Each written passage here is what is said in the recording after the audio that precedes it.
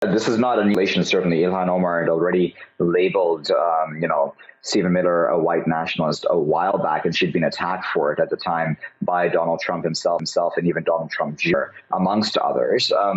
This sort of is just proof of what we've all just known all along, isn't it? The evidence was certainly there of his tendency towards white nationalism. But I think it's important that we understand that folks like Stephen Miller, they don't identify themselves self-consciously as white supremacists and white nationalists. White nationalism has become one of those concepts where there's a fairly large, broad spectrum of people that fit on it.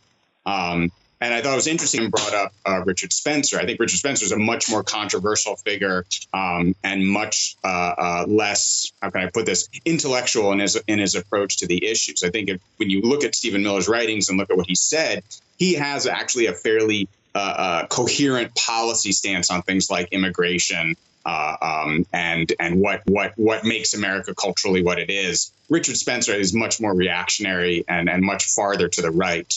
And I think in many ways that makes Miller the much scarier figure because he's able to portray his views as relatively reasonable, relatively rational, as ideas that can be translated into policy without on the surface seeming as extreme as they actually are.